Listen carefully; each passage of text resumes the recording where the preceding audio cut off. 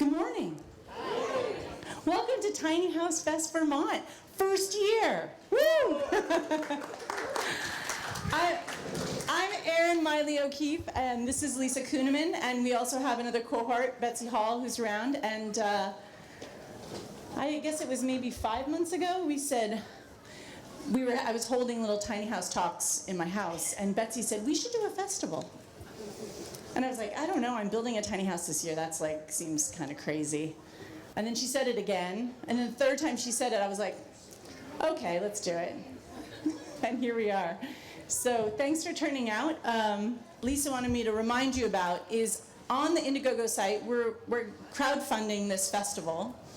A house that myself and many generous hands, including my husband, in the last 6 days, we built the paper boat house, which is the SIP house over there.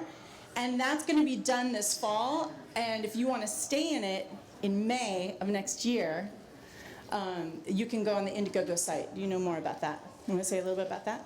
Sure. There are one-night opportunities and two-night opportunities to stay in Miley House. There are some images that if you haven't already gone over, and I think they're posted over there as well. You can take a look at what the finished house is going to look like. I don't think you've seen anything else out there like it. If you've seen a lot of tiny houses, this one's definitely unique. So, you know, it's a great opportunity because once Erin and Kevin move in, I think that opportunity will be gone. So thanks for coming and making it what it is. Yeah. So, yeah, and like Lisa said, this festival is really about integrating into downtown Brattleboro. So we're really encouraging also the restaurants throughout Brattleboro have Tiny Bites menus, which is why we don't have food vendors here. So please, if you're not from Brattleboro or you are from Brattleboro, take a walk through the town and support our local businesses. That's part of what makes it great. We do have sponsors that are helping. Being the first year, you know, anything that starts up the first time, people want to see a track record, and then they get on board. So we do have a few brave sponsors I'd like to mention. Manny's TV and Appliance has been very generous. We really, not only with financial support, but just a fantastic online cheerleading campaign. So we appreciate that very much. We have sponsorship from Chroma Tech up in Bellows Falls and from Recycle Away. They have containers for recycling. Usually see them in public places and schools, public buildings. And they're centered right here in Brattleboro. We have a list of partners, local partners, that is, every time I look at it, I can't believe it. Really want to shout out to the Latches Hotel. Their support has been incredible.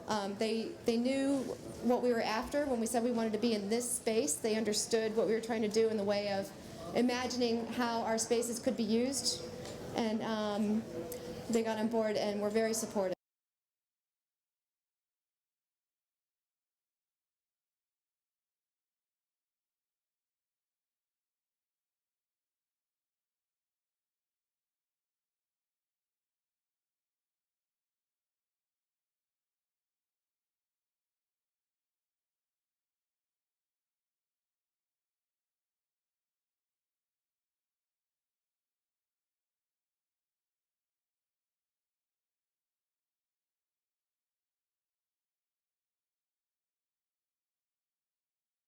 From you guys. I started construction on my house last July, and for a few months before that I just spent a lot of time on Craigslist talking to anybody and everybody about what I was doing, and everywhere I went I was kind of like, hey, I'm building a house and I'm looking for windows. Do you have any windows? And if people said yes, I would take a look, figure out if they'd work for my house, and if they did, I'd incorporate them. So I didn't really go into it with a set plan. I kind of designed as I went, which probably makes a lot of people cringe. But I had a good idea of the main features that I wanted, but I didn't know exactly like where every single window was going to go, and was able to be flexible based on what materials I found. So I have all my windows were found secondhand at places like the Resource Building Supply Store. I got them from friends and family. I got them off of Craigslist. All of my flooring I found on Craigslist, but I didn't know exactly what I wanted until I found it. So that was kind of like my philosophy was I'd take a look. If it worked, I'd buy it. I think that's what I want to say for now. Did you want to? So, as a provider of used building materials, I can say that it really depends week to week what's available. That not only goes for Craigslist, but from established outlets like Resource or Cover Home Repair or the like. I should preface by saying I have business cards, I have a website, and on my website lists all the used building material stores in this region with phone numbers and websites. So if you're curious about places I'm referencing, that'll be available through my business card and through our website. So we have a Facebook page, which is what we choose to use as our primary method of communication. It seems like a lot of folks are doing that these days. We actually post photos of the houses that we're taking apart, and we're usually taking apart at least 2 houses at a time.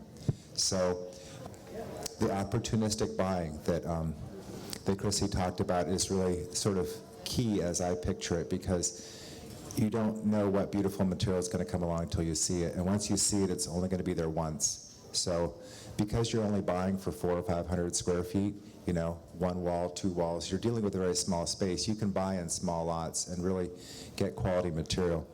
What you should be aware of is that used building materials have some drawbacks. Lead paint is one issue. Especially if you're going to be incorporating it into a structure that is fairly airtight or fairly small. You probably won't have kids in your tiny house, but still being aware of what has lead paint and what doesn't. There's swab kits you can buy at the hardware store for that. Asbestos is another issue which comes up in used building materials. I have some laboratory countertops over there, which some do contain asbestos, these don't, but asbestos can show up in places that you wouldn't imagine. And lastly, you're putting a lot of effort into your tiny house, and it would be a real shame if the weakest point of your tiny house is that beautiful single-pane bow window that you put right on the tongue. The glass falls out and the glazing breaks, and it's all steamed up in the winter because you're too warm in there and it's too cold outside. So think about things like really using double-pane windows, insulated doors. The older material is great for many things, but you probably don't want to go with single-pane windows in your tiny house, for example. And then once you've finished your house, inspire other people. Take pictures, do a blog, put it on Facebook, let the suppliers or the materials know what you did with them, because everyone likes a good story, and a good story has pictures, which you can't see. Sorry. So we're going to open up to questions and answers for the whole session. So what are you doing and what do you want to know? I hope this is on topic enough. This is such a complex topic. There's so many interesting things you can ask about. Let's say you've got a tiny house and you want to park it somewhere. How do you go about doing that? Do you have to own your own land, or is there some kind of secret network where you can put it in somebody's driveway? So that's a little off topic for exactly what we're talking about right now, and there will be presentations about that later today. But I can say from experience, you just need to find a really generous friend. It's kind of an under the radar thing in a lot of places. Yeah. You just did that, so Yeah. it's fresh in your mind. I'm curious how you manage the logistics of living somewhere while you were building it, storing the materials, right? And I don't know what you do with the rest of your time, so, how did you coordinate all of that? So I do work full-time, and I kept my full-time job the whole time I was building. And I had a friend who's a contractor who helped me build, so it was a DIY experience, but I did have a professional helping me for a good chunk of it. It was pretty crazy, and I have just a Subaru hatchback, and I was like shoving tons of things in the back of my car for my flooring. I had to take 2 trips, and I was living in Burlington and building in New York. So don't do what I did. I was really stressed out by the end. But so I was finding things as I like as I went along in my normal life, I like to go thrifting into junk shops and things like that. So just storing stuff in my car. Then I'd bring them to the job site, and he had a carport that I could keep them in. But it does take some coordinating. And so it's about finding a place to store that stuff, whether that be at your job site, if you can, in your house, if you have a garage, or a storage unit. Some people suggest if you're planning for a really long term, you can start by finding a storage unit to put those things until the end. When I was getting ready to build my straw bale house, I was living in an upstairs 2-bedroom apartment. We slept in 1 bedroom. The other bedroom was for the building materials. Go ahead. My house took about 6 months, and not including the cost of my labor was about $30,000.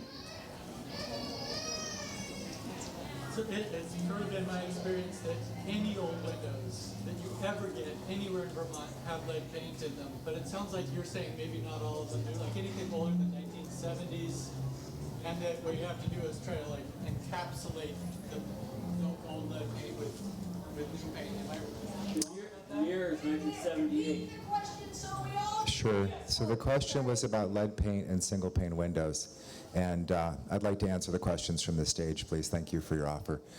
Lead paint was phased out in '78, but there's still lead paint on shelves.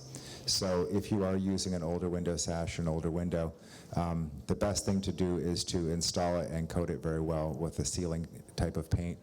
But I'll reiterate my experience with highly insulated building envelopes. Putting a single pane window in this climate is going to cause you heartache down the road as you have black mold and condensation and other issues on the inside of your windowsill. And if you love that window very much and you think that putting a layer of plexiglass over it is going to somehow turn it into a double pane window, you're sadly mistaken, because there's going to be moisture trapped between the 2 layers that you put together.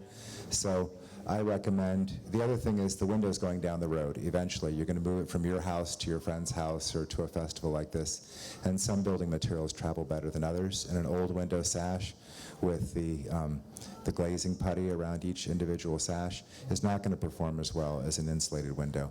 So there is a place for single pane windows, perhaps like in your loft, putting a small stained glass window or something like that for an accent, but I would really discourage people from using a lot of single pane windows. Yeah. And I just wanted to add too that just because it's used doesn't always mean that it's old. So a lot of the windows that I have in my house are vinyl and still fairly new. It just happened that the person who was originally using them didn't want them anymore. They might only be a couple of years old. Very simple question. I was wondering that after the total amount of recycled material that you took for building your project, what would be if you had to buy new?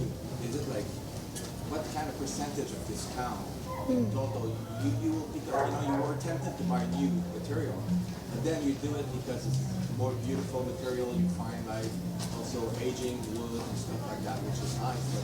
But what would be Is it a big difference in price of gathering all that with all the transportation, like this?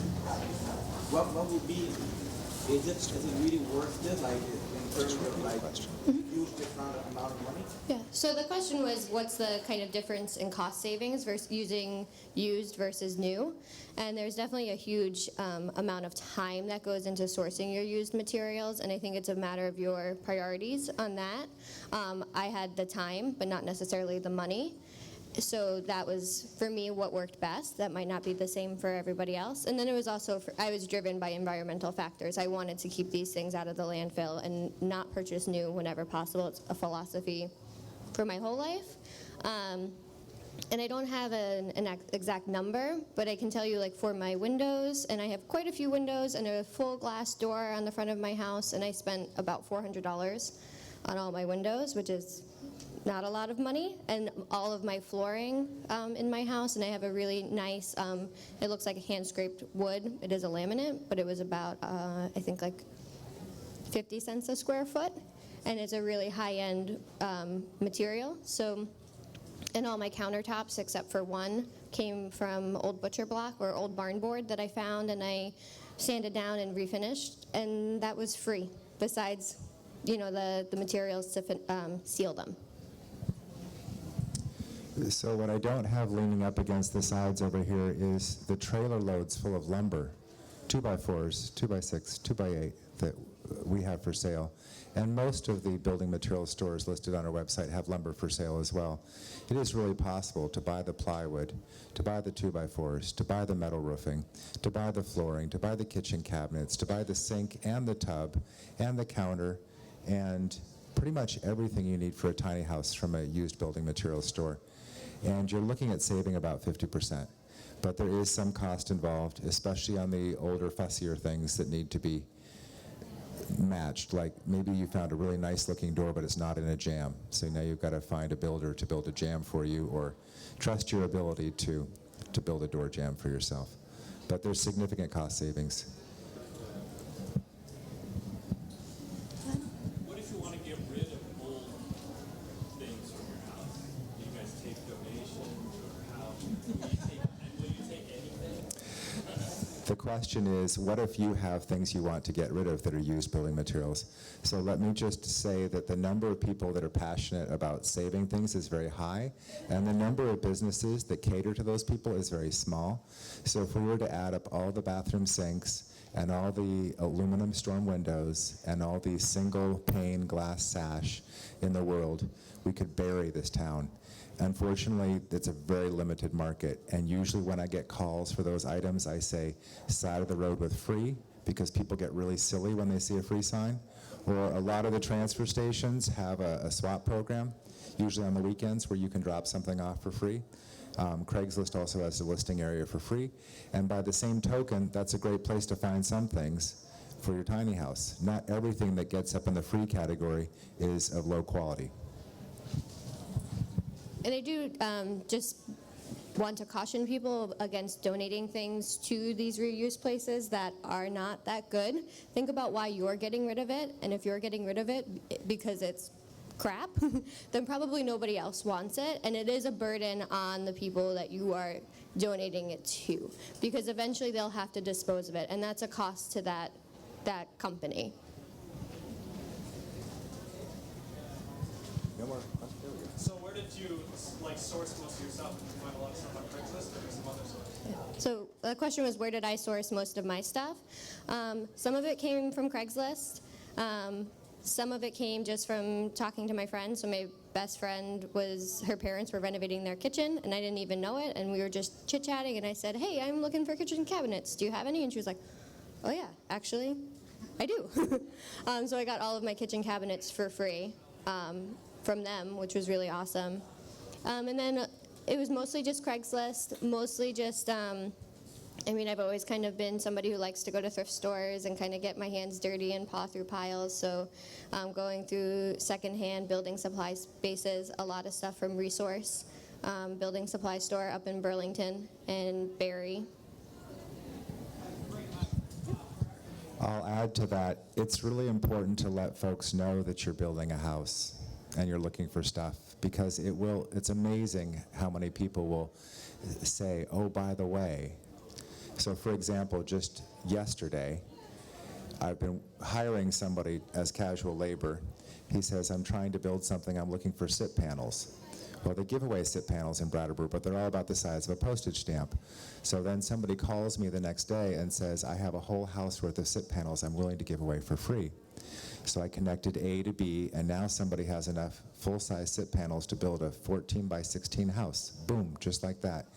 One person said what they needed. Generally, the people in the reuse industry have a lot in their head about what's coming in and when, and who needs it where. And our job really is to connect the dots for you.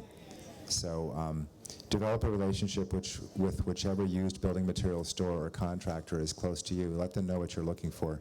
And you'd be surprised how quickly that connection can be made. Oh yeah, okay. Two questions. You may have already answered this, I'm sorry, but how big is your home? And what was the most expensive or most costly part of the project for you? So the first question is, how big is my home? And it's built on an 8x24 trailer, and it's from the ground about 13.5 feet tall. So when all is said and done, I have about 240 square feet of living space. That's including my sleeping loft. And the other question was, what was the most expensive thing for me to purchase for my home? And that the single most expensive item was the trailer. And that's something that I would really urge, unless you are qualified to inspect trailers or you have somebody who is, to purchase new. You don't want to mess up on the foundation of your house, because otherwise you have to take the whole thing down, and you don't really want to do that.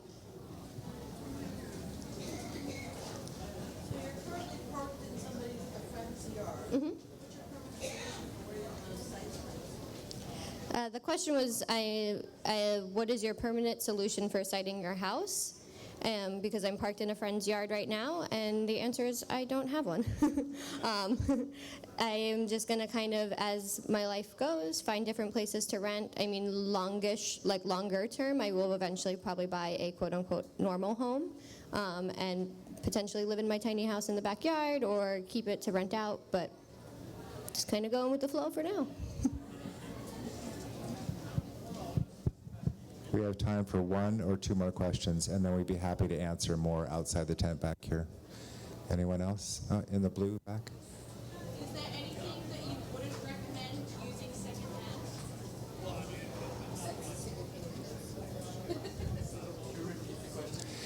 Is there anything that you would recommend not using secondhand? That's a really hard question, because I'm pretty diehard, and what I think is treasure, some people think of as trash. A couple things come to mind, things that are straight up unsafe. If you're going to put in a very small wood stove, like a parlor stove or something like that, check the firebox to make sure there's no cracks in it, make sure the metal is not warped, that sort of thing.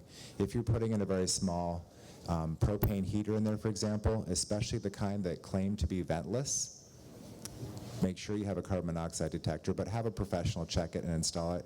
You're basically, I hate to shatter the illusion, but you're living in a mobile home, and a mobile home is full of foam, and foam will kill you. So you want to make sure that your wiring and your heating source is absolutely top-notch. And if you don't have any questions about it, bring in a builder to check that part of your work before it gets buried. Because if for some reason you're in your beautiful tiny house and it should go up in flames, you're probably going to perish with it. So, I mean, that sounds really harsh. Sorry, hard way to end the talk, but you're in a small house, it's full of plastic, and it burns. So I would say anything life safety related, smoke detectors, carbon monoxide detectors, fire extinguishers, heating systems, electrical systems, make sure they're all top notch. Let's take one more. Just one more? What are you using? Are you off grid? Are you using electricity from your friends? Do you have a compost toilet? Like, what is your setup for septic and necessities? Sure. So the question was, what is my setup for my necessities? Septic, water, electricity. I have a composting toilet. I follow the humanure method. So if you're not familiar with what that is, I would look it up. And then I have an extension cord and a heated hose connected to the main house for my water and my electricity. And I didn't do a good job about plugging this, so I'm going to plug it for just a second. As I mentioned, I work for Yestermorow Design Build School. We're in Waitsfield, Vermont.